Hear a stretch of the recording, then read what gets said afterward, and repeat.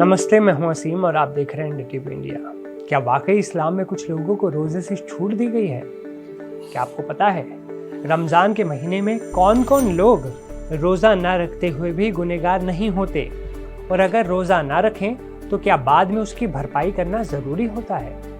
आज हम आपको बताएंगे किसे किसे रोजे में छूट मिलती है और क्यों मिलती है, और रोजा ना रख पाने पर शरई हुक्म क्या कहता है। लेकिन शुरू करने से पहले एक सवाल, क्या रोजा सिर्फ भूखे प्यासे रहने का नाम है या इसके पीछे इससे भी बड़ी हिकमत छुपी है? सब कुछ जानेंगे। इस्लामी कैलेंडर का सबसे पाक महीना माह रमजान शुरू हो चुका है। चांद देखने के साथ ही 19 फरवरी से भारत में पहला रोजा रखा गया। सहरी और इफ्तार का एक निश्चित समय होता है जिसका पालन रोजेदारों के लिए बेहद जरूरी होता है। सवाल उठता है, रमजान क्या है? रमजान इस्लामी कैलेंडर का 9वां महीना होता है। इस महीने में मुस्लिम सुबह की सहरी से लेकर शाम के इफ्तार तक रोजा रखते हैं और दिन में 5 बार नमाज अदा करते हैं। रोजा इस्लाम में वाजिब है, यानी अनिवार्य। रोजा इंसान को अपने नफ्स यानी अपनी चाहतों और कमजोरियों पर काबू करना सिखाता है। यही वजह है कि रोजा सिर्फ भूखा प्यासा रहने का नाम नहीं है, बल्कि अपने आप को बेहतर बनाने का एक तरीका है। लेकिन क्या हर किसी के लिए रोजा रखना जरूरी है?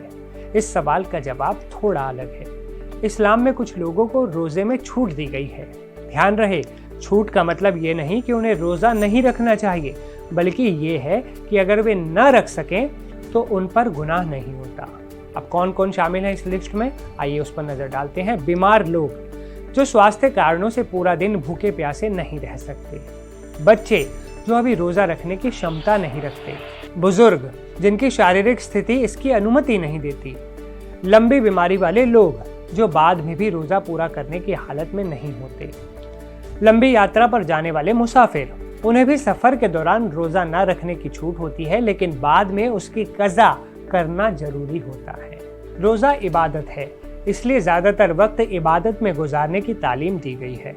कुरान पढ़ना, दुआएं करना, नेक बातें सुनना और बुराइयों से बचना, ये सब रोजे की रूह का हिस्सा है।